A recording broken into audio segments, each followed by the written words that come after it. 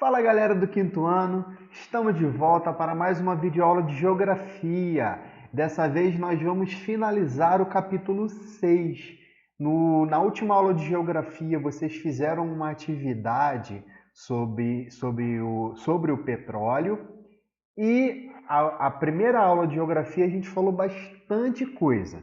Só para a gente dar uma relembrada, nesse capítulo 6 a gente está falando de tecnologias e trabalho no setor primário, que aí a gente viu que o setor primário é o setor que a gente vai ter de pecuária, a gente vai ter ali de plantações, né? É a parte dos alimentos, a parte de extração de materiais do solo.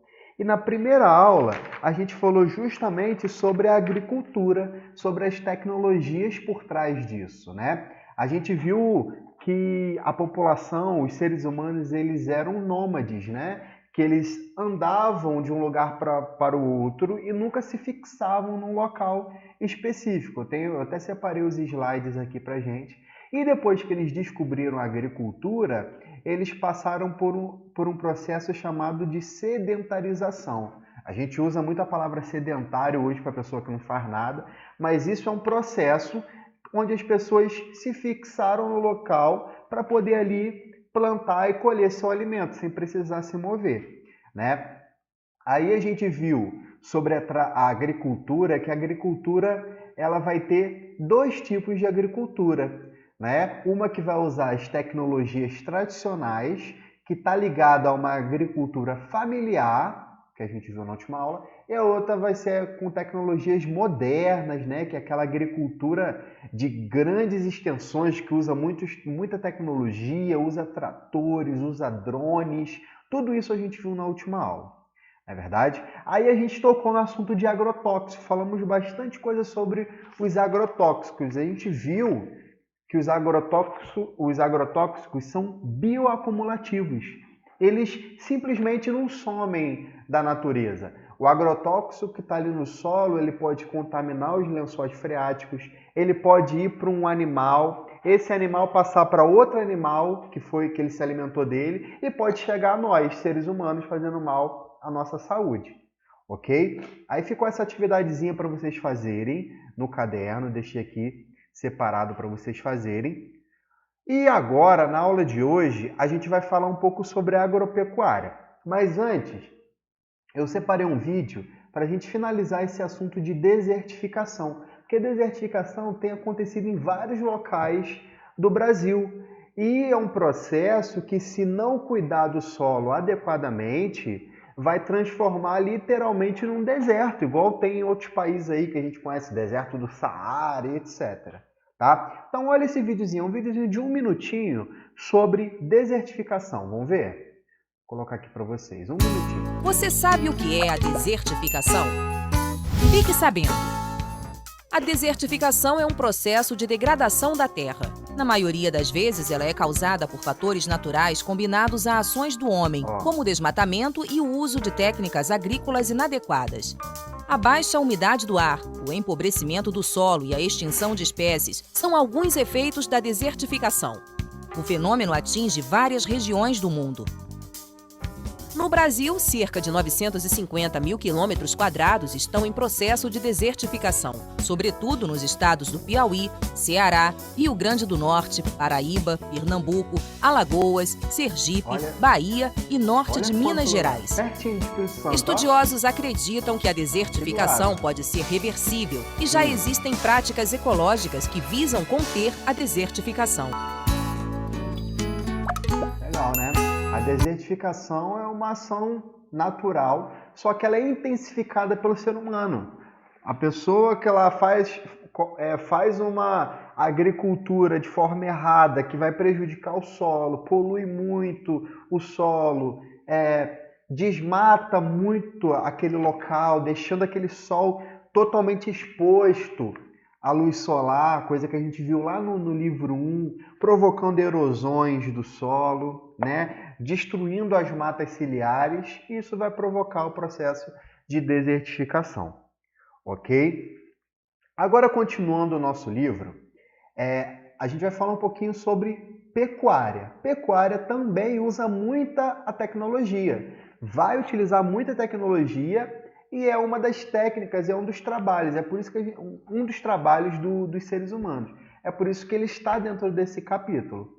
Tá? Então vamos ler primeiro os slides e depois a gente vai para o livro para vocês grifarem lá no livro. Muita atenção, tá?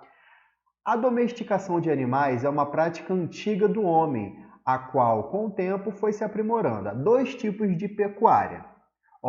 Agora vamos entender que tem uma grande diferença. A pecuária extensiva e aqui no próximo slide a gente tem a pecuária intensiva. Tem uma diferença. Consiste na criação de gado solto em grandes áreas, fazendo uso de pouca tecnologia. É o que a gente geralmente vê aqui em Espírito Santo. Tu vê um local, uma montanha ou algum local com um monte de gado lá, solto, pastando. Isso é pecuária extensiva. É o que mais tem aqui no Brasil. Ok? E repara que no livro de vocês fala que não é só de gado, não é só de vaca, de boi, não. A gente tem aqui rebanho de porcos, galinha, ovelhas, cabras, tudo isso está relacionado à pecuária, tá bom? Já na pecuária intensiva, olha isso aqui, os animais são criados em espaços fechados, tendo-se um controle maior sobre seu desenvolvimento. São alimentados com ração e têm seu peso monitorado com maior frequência. Então tem uma grande diferença, né? Na extensiva ele vai se alimentar ali do pasto. Na intensiva o gado vai ocupar menos espaço, né? Mas vai ser um espaço controlado, onde vai ser ração, eles vão ser pesados, vai ter um controle muito grande. Mas lê comigo aqui, tanto na pecuária extensiva quanto na intensiva, existe o controle de doenças, com a vacinação dos animais e o acompanhamento de profissionais como veterinários. Então, não é só porque o gado está lá no pasto, ocupando grandes áreas, que eles não vão ter controle deles, não. Claro que vão ter. Cada gado vai ser controlado. Eles vão ser vacinados, vai ter esse controle de doença. Por quê? Porque eles vão servir de carne também. A carne deles vai ser para alimentar a população. Ok? Beleza? Agora vamos para o livro para a gente grifar isso que a gente falou. Então pega o seu livro na página 91, pega um marca-texto ou uma canetinha e grifa aqui em cima. Quer ver? Nesse parágrafo aqui da página 91, segundo parágrafo. No Brasil, a pecuária bovina ocorre principalmente de forma tradicional, como a criação do gado solto em grandes áreas, fazendo uso de pouca tecnologia. Essa modalidade chama-se pecuária extensiva. Ok? Grifa essa frase, esse pedaço aqui do texto, para vocês entenderem o que é extensiva. Pausa o vídeo e grifa rapidinho. Ok? Agora, em relação à pecuária intensiva. Já na pecuária intensiva, são usadas algumas técnicas mais modernas. Nesse método de criação, os animais são criados em espaços fechados, com um controle maior sobre seu desenvolvimento. São alimentados com ração e têm seu peso monitorado com mais frequência. Então, todo esse parágrafo vocês podem grifar também. Sublinha ou grifa ele. Ok? Pausa o vídeo e faz isso agora. Beleza? Então, dentro da pecuária, a gente vai ter esses dois tipos. Aí eu separei um videozinho sobre pecuária intensiva e extensiva, uma diferença. Quem já viu o Globo Rural, dá de manhã cedinho, que muita gente está dormindo essa hora. Então, o Globo Rural, eu separei um vídeo deles mostrando de 4 minutinhos essa diferença que é bem bacana. Vamos assistir então? Colocar pra gente, muita atenção. Qual a diferença entre pecuária intensiva e extensiva? Esse pasto a perder de vista. Tudo que se vê é capim e o gado andando por onde quer. O Brasil é um país de pecuária extensiva. Cada hectare de pastagem, mais ou menos um campo de futebol, tem, em média, pouco mais de um animal. Essa taxa de ocupação é o que separa o sistema extensivo, poucos animais, do intensivo, muitos animais por hectare. Mas não é só. Na Embrapa Pecuária Sudeste, o agrônomo Alexandre Berndt, especialista em pecuária, vai nos guiar por uma escala de tecnologias. Conforme você vai adotando diferentes tecnologias para produzir mais e melhor, você vai subindo na escala da intensificação. Para aumentar aos poucos o número de animais, um primeiro passo é melhorar a pastagem. Migramos para outra parte da fazenda experimental, um visual já diferente. Aqui a gente vê que não tem só pasto, né? O que é isso aqui? Essa planta ela é o feijão guandu. Ela é uma leguminosa e a principal função dela aqui no sistema é de fixar nitrogênio.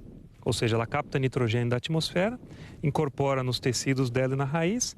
E depois que o gado pastejar, derrubar um pouco das folhas e essa planta for rebrotar, ela deixa bastante nitrogênio no solo. Então substitui a adubação nitrogenada convencional. E o gado come? O gado come. Ele vai compor uma nutrição mais favorável para ele também. Porque o feijão guandu tem um nível de proteína muito bom. Entre o extensivo e o intensivo, há muitos degraus. Depois de melhorar a pastagem, trabalhar com leguminosas, o produtor caminha para dividir a propriedade em pequenos espaços, os chamados piquetes. É o pastejo rotacionado. Nesse sistema, enquanto o gado se alimenta em um piquete, o capim dos outros se recupera. O rebanho vai rodando até voltar ao primeiro espaço, já com pasto grande de novo. O piqueteamento ou o pastejo rotacionado, ele é um grau de intensificação já bastante significativo. O custo aqui vai para cercas, bebedouros, coxo para complementar nutrientes que o capim não tem. O produtor também pode experimentar capins mais nutritivos. Um pasto forte engorda mais rápido e alimenta mais animais no mesmo espaço. Um pastejo rotacionado bem feito, ele vai chegar em torno de 4 cabeças por hectare. Quase 4 vezes a média nacional, então é uma bela intensificação.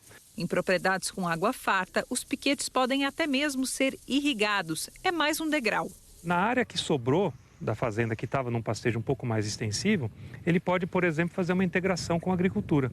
Pode plantar milho naquela área, uma vez que ele trouxe o gado para a área intensiva, aquela área ficou disponível para a agricultura. Milho, cana-de-açúcar, sorgo, tudo isso pode virar silagem. Alimentos que, triturados e armazenados em silos, ajudam no ganho de peso durante a seca. A mistura de gado a pasto com ração no coxo é o chamado semi-confinamento, um modelo comum no Brasil. No limite da pecuária intensiva está o confinamento, com muitos animais juntos comendo exclusivamente no coxo. No Brasil, esse sistema é usado só no fim da vida do animal. Um último investimento de engorda antes do abate. Bom, então, quanto menor o espaço de circulação, maior o número de animais, mais tecnologia envolvida, melhor para o produtor, certo? Não é bem assim. Escolher entre o intensivo e o extensivo depende de muitos outros fatores. Extensivo é ruim? Não, o extensivo não é ruim. Não pode ser degradado, porque o degradado é ruim. Mas o sistema extensivo, ele é o sistema mais adequado para algumas regiões. Vamos pegar um exemplo do Pantanal, por exemplo. Você não deve intensificar o Pantanal. O Pantanal é uma área muito sensível do ponto de vista de preservação ambiental. Outro exemplo é o bioma Pampa, no Rio Grande do Sul. O pasto é nativo, alimenta o gado, preserva o meio ambiente e ainda valoriza a carne no mercado. Cada propriedade, ela vai, na teoria, seguir uma intensificação até um ponto ótimo, que ela mesma vai determinar para si, não, eu vou até aqui, se eu for além, eu vou estar investindo mais e talvez não vou estar recebendo o retorno que eu esperava. Legal, né? Olha quanta tecnologia é envolvida nesses dois tipos de pecuária. Eu vou deixar o vídeo aqui na descrição da nossa videoaula, para caso você queira assistir novamente, você pode assistir só o vídeo, não precisa assistir junto com a videoaula. Tá legal? Isso aqui foi a pecuária intensiva e extensiva, mas aí eu pergunto para vocês, tá tudo bom, tá tudo legal? Quais são os problemas ambientais? A gente falou de problemas ambientais dos agrotóxicos aqui, relacionados à agricultura, mas quais são os problemas ambientais relacionados à pecuária? E aí, o livro de vocês, na página 92, ele traz esses problemas ambientais. A primeira pergunta que eu faço para vocês é a seguinte: para abrir essas grandes áreas de pastagem para o gado, o que é necessário fazer? Se não tiver local para botar aquele gado, o que é necessário fazer? A palavra é desmatamento, né? É uma palavra que a gente vem falando muito Então, desmatamento é um problema ambiental. Se você quer criar o gado, você precisa abrir a área para ele ficar ali. Então, desmatamento muitas das vezes vai acontecer. E se não tiver um controle, aquilo ali pode prejudicar muito aquele solo. Está tudo interligado. Erosão, que a gente vem falando, alagamentos, que a gente já falou. Muita coisa vai estar interligada. Contaminação do solo, contaminação dos lençóis freáticos. Mas tem outros problemas, porque o boi e a vaca, em grande quantidade, eles são animais pesados. E por incrível que pareça, olha o que acontece. Compactação do solo. Na pecuária extensiva, o gado é criado solto na pastagem. Se o rebanho caminha geralmente pelo mesmo local, o solo se torna compacto e duro, o que dificulta a infiltração da água no solo e prejudica a agricultura. Então, compactação do solo é um problema ambiental causado por ele. Naquele solo muito duro, depois para você plantar ou para nascer mais pasto ali, vai ter um pouco de dificuldade. É por isso que a gente viu o vídeo que tem aquela rotação, né? O solo, depois que utilizou o seu máximo dele, ele vai para outra região e aquele solo lá fica descansando até surgir um novo pasto, né? Um outro problema ambiental que já falam muito isso na mídia, que são as emissões de gases. Lembra que a gente falou que o principal gás do efeito estufa é o gás carbônico? Ele é o principal gás porque é o gás que a gente vai ter em maior quantidade. Porém, o gás mais prejudicial do efeito estufa é o metano. O gás metano é o gás 20 vezes mais forte que o gás carbônico. Só que ele vai estar em muito menos quantidade, mas é um problema. E adivinha de onde vem o metano? O que a vaca tem a ver com isso? A vaca, através das bactérias que tem ali no seu estômago, fazendo a digestão desse pasto, ele vai produzir gás metano e gás carbônico também. No próprio arroto da vaca, olha que engraçado, e no próprio pum da vaca, olha que hilário. Então a vaca vai poluir o meio ambiente? Vai. Como? Soltando pum e arrotando, olha que coisa engraçada. Mas acontece isso. Ó, vamos ler aqui. Durante a digestão, animais como vacas, ovelhas e cabras soltam gases que contribuem para o efeito estufa. É claro que a poluição das indústrias, dos carros, dos seres humanos é muito maior de gás carbônico, mas a pecuária também vai trazer isso, né? E contaminação das águas subterrâneas, né? Lençóis freáticos. Quando os animais são criados presos na agricultura intensiva, na pecuária intensiva, as fezes e a urina produzidas por eles podem se infiltrar no solo e contaminar as águas subterrâneas. Então é um outro problema ambiental relacionado à pecuária, tanto intensiva quanto extensiva, tá bom? Mas a gente viu ali no vídeo que basta um manejo correto dessa pecuária, tem como lidar com esse tipo de problema ambiental. Um outro trabalho que acontece muito e está envolvido muita tecnologia é o extrativismo. Antes da gente vir aqui para o livro, a gente vai falar de extrativismo lá no nosso slide, tá? Aí a gente tem aqui o extrativismo. Todas as atividades extrativistas têm em comum a coleta de recursos já disponíveis na natureza, diferentemente da agricultura e da pecuária, que interferem no desenvolvimento de suas produções. A pesca, o garimpo de metais, a extração de madeira e de petróleo são exemplos de práticas extrativistas. As atividades extrativistas podem ser divididas em vegetal, animal e mineral. Então, o que é o extrativismo? É extrair coisas da natureza, né? Pode ser, então, vegetal, eu posso retirar já da natureza ali a própria madeira. Animal, eu posso pescar, eu posso tirar a carne dessa forma, né? Através dos animais. E mineral, por exemplo, garimpando ouro. Né? Então a gente vai falar um pouquinho mais sobre isso agora. Tá? Aí no livro de vocês, eu quero que vocês grifem algumas coisas. Mas antes, vamos ler só essa primeira parte aqui. Ó. Antes do processo de sedentarização, e do desenvolvimento da agricultura e da pecuária, coisa que a gente falou mais um pouco antes, os seres humanos tinham um modo de vida chamado caçador-coletor. Isso significa que eles retiravam da natureza aquilo de que precisavam para sobreviver. Muitas dessas atividades continuam a ser praticadas de forma semelhante e são conhecidas como extrativismo, apesar de terem mudado ao longo do tempo. Agora, olha o que você vai grifar, é esse segundo parágrafo. Ó. Todas as atividades extrativistas têm em comum a coleta de recursos já disponíveis na natureza, diferentes da agricultura e da pecuária. Então, quando você, na agricultura, não é extrativismo, porque ali não tem naturalmente, ali, por exemplo, o café. A pessoa precisa ir lá plantar o café, vai germinar ali, aí você tira os grãos. Isso não é extrativismo. Isso a gente vai falar que é agricultura, tá bom? A mesma coisa a pecuária, tá? Que interfere no desenvolvimento de suas produções. Então, grifa esse segundo parágrafo aqui, tá legal? E grifa esse parágrafo, esse pedacinho aqui também, ó. Podem ser divididas conforme a origem dos recursos coletados, vegetal, animal e mineral. Tu vai grifar esse parágrafo e esse pedacinho aqui, ok? Beleza? Tranquilidade? Aí a gente entra na próxima página, que ele traz os exemplos para a gente, e a gente entra na próxima página, porque a gente pode dividir o extrativismo em dois tipos, extrativismo sustentável e extrativismo predatório. O próprio nome sustentável a gente já tem uma ideia do que é, né? Lê comigo aqui, ó, as atividades extrativistas podem ser de dois tipos, sustentáveis e predatórias. Sustentáveis são aquelas em que a natureza oferece mais recursos naturais do que as pessoas conseguem extrair. Desse modo, o ambiente não é comprometido nem há esgotamento das reservas.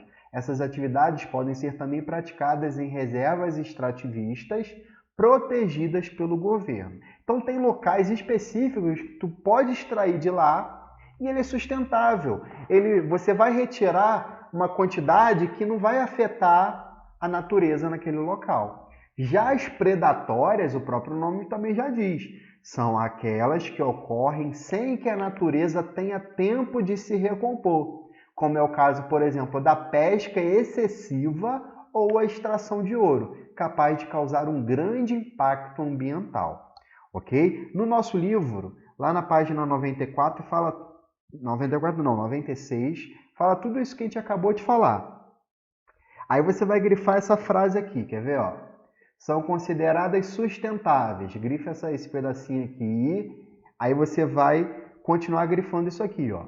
Isso significa que a natureza fornece mais recursos naturais do que as pessoas conseguem extrair. Então, isso aqui é a explicação do que é sustentável. Grifa, então, até extrair. Tá? Agora você pausa, grifa rapidinho aí. E depois você vai grifar essa aqui sobre extração predatória. Grifa esse pedacinho aqui, ó. A extração predatória, por outro lado, é aquela que ocorre sem que a natureza tenha tempo de se recompor. Aí você vai grifar esse pedacinho aqui, explicando as duas, ok? Eu separei um vídeo, pausa e grifa, tá, gente? Eu separei um vídeo de 1 minutinho sobre extrativismo sustentável. Esse extrativismo sustentável está mostrando aqui sobre o jatobá. Jatobá é uma árvore típica do cerrado. Lembra que a gente estudou os biomas?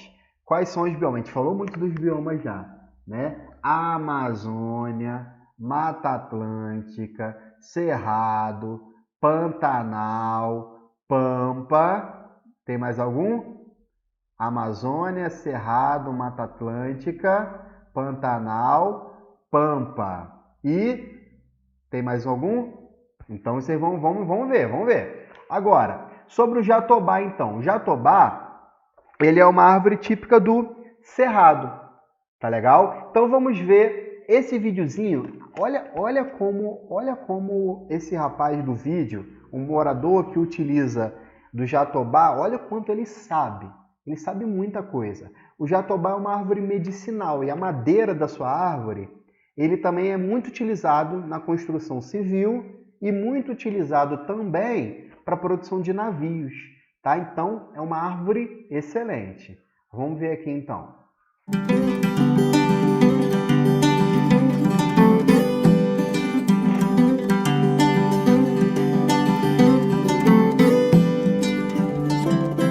Eu observei na natureza e eu vi que na natureza tem muita coisa que dá para o ser humano viver. Muitos anos atrás eu já vi que meus avós, eles já usavam tirar o vinho do jatobá para curar a ferida, livrar da dor na perna e também ajudar o intestino a destruir alguma coisa ruim que nós comemos hoje em dia. Para tirar esse líquido para nós, tem que chegar numa hora daquela, tem que estar bonitona, sadia, olhar para ela, do pé à cabeça, a gente vai lá, fura ela numa certa altura, ela vai sentir o impacto do furo. Aí o que acontece? Ela tem as suas defesas. O oxigênio lá por volta, quando dá noite, ela puxa o material do oxigênio. A raiz também vem cá, puxa um outro material. As duas vão encontrar lá na broca onde está o tumor. E elas vão criar o líquido para sarar aquele broca que foi furado. É longo o tratamento, isso é em torno de 6 meses para ela vir sarando. A gente fura nessa distância mais ou menos de 30 centímetros e ele vai lambuzando e vai sarando e ele vai apertando, sarando e ele vai desperdiçando e eu vou aproveitando tudo. Um prazo de 6 meses ele termina de sarar e se eu quiser eu tenho que furar do outro lado, furar uma outra árvore que é aquela já sarou. Muito legal.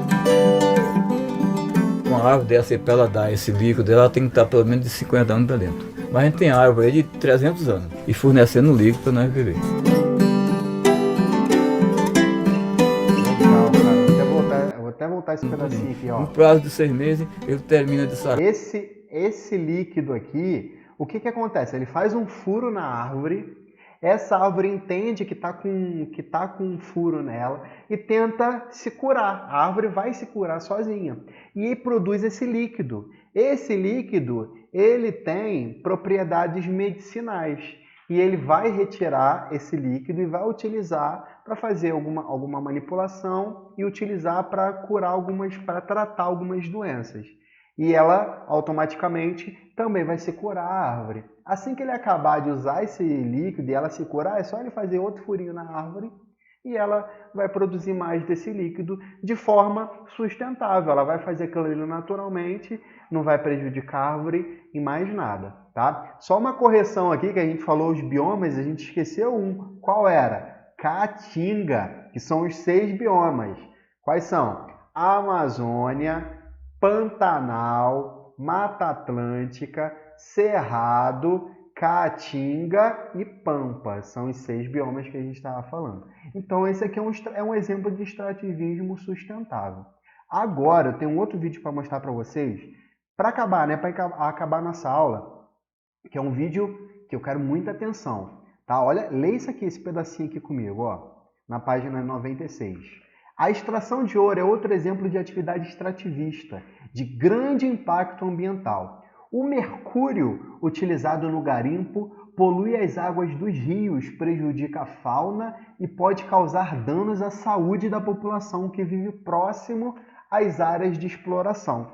Eles usam o mercúrio, gente, nas minas, nos garimpos para extrair o ouro, porque o mercúrio ele consegue se misturar com o ouro, juntar o ouro, aglomerar o ouro. E esse mercúrio, ele vai ser retirado e só vai retirar o ouro e mercúrio. Depois eles só conseguem separar o ouro do mercúrio. Só que o mercúrio ele é um material extremamente tóxico. Lembra que eu falei que ele é Lembra que eu falei sobre as substâncias bioacumulativas?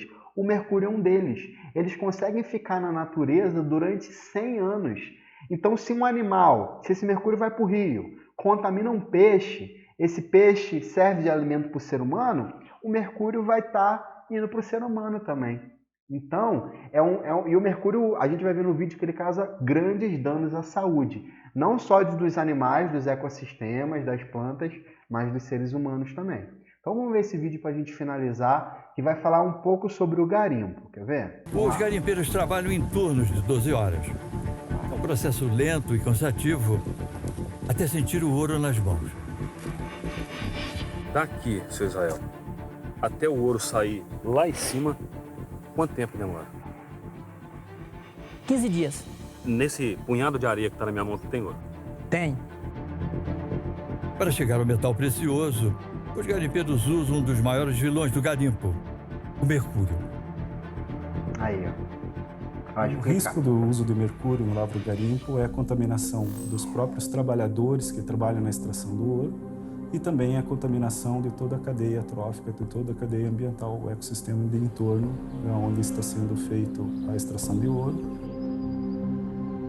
Este líquido prateado atrai as partículas de ouro e ajudam no processo de separação da terra. Mas também pode causar graves problemas à saúde. Ele pode afetar qualquer órgão ou sistema, mas os mais comumente afetados são o sistema nervoso central, os rins, o fígado, o coração. Restos do material são descartados no próprio garimpo, na terra. Mercúrio na água, às vezes você bota num buraco desse, tá entendendo? Num buraco desse bota mercúrio. Esses aqui, ó, pode botar. Aí tá fora de água do rio, não tá? Dificilmente poderemos pensar, por exemplo, em reutilização de uma área de garimpo, por exemplo, para produção de alimentos. Não seria viável. Ou na água, principalmente nos casos em que a extração do ouro é feita por balsas que vasculham o solo dos rios. Esse mercúrio cai no leito do rio, ele entra na cadeia alimentar, ele chega até os peixes e os peixes, que é a fonte de alimento dos seres humanos, acabam contaminando as pessoas que se alimentam desse peixe contaminado com mercúrio. É justamente o que acontece na reserva Yanomami. A Fundação Oswaldo Cruz fez um estudo com representantes de algumas tribos da região. Os resultados são alarmantes. O que nós constatamos em 3 regiões que nós estudamos foi que a população tem um alto nível de mercúrio no organismo. Ainda mais expostos ao mercúrio, os próprios garimpeiros correm um risco elevado. À medida que ele faz esse uso, ele está se expondo, né, individualmente à contaminação pelo mercúrio. Mesmo assim, quem trabalha por aqui acredita que o lucro compensa todo o sofrimento. Aqui eu já ganhei com a base de umas 600 a 800 gramas de ouro ao todo, do tempo que eu estou aqui. O discurso entre os garimpeiros é unânime. Se eu quiser sair daqui amanhã, depois da manhã, nós estamos trabalhando. 80% dos garimpeiros estão tudo no mato aí. Só esperando o exército ir embora. Esperando o exército ir embora para nós trabalhar de novo. Além de destruir o solo e contaminar as águas, os garimpeiros também derrubam centenas e centenas de árvores para construir os acampamentos. Meu barraco era 12 metros por 8. Era todo na tábua. E essa tábua veio da cidade ou vocês cortaram? Cortada aqui dentro. E vai ser cortada de novo. Porque na hora que a polícia sair, nós vamos fazer de novo. Enquanto isso não acontece, ouro aqui, só mesmo no sorriso do garimpeiro. Caramba. Você viu? Além de prejudicar, as pessoas que estão fazendo isso estão cometendo um crime, né? Um crime ambiental, né?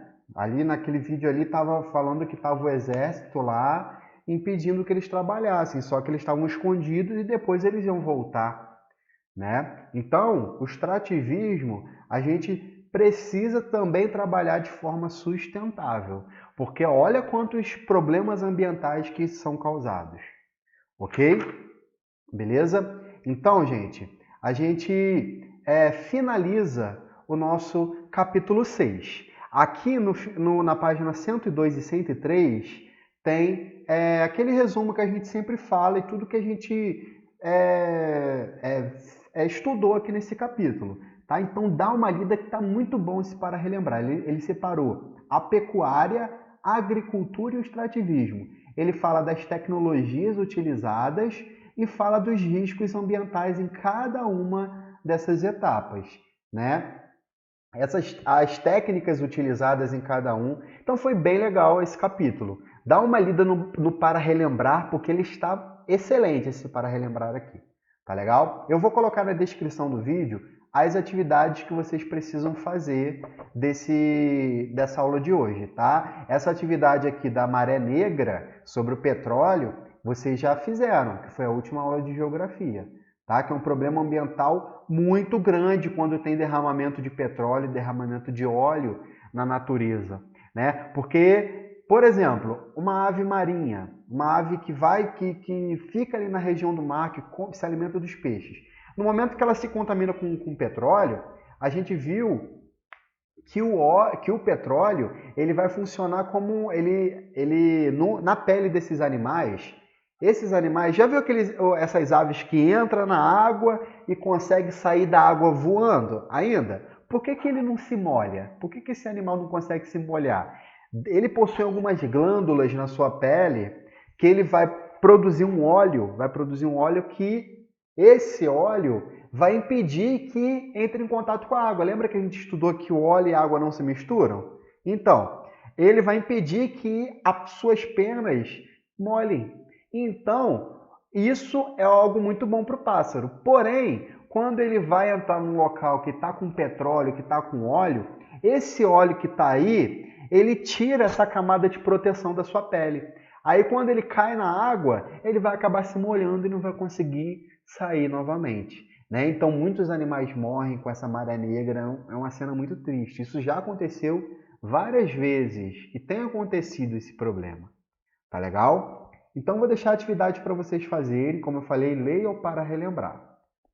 Um beijão para vocês. Até a próxima aula. A próxima aula de geografia vai ser de correção de todo esse capítulo, tá? Então, façam as atividades. Um beijo, até a próxima aula e tchau, tchau!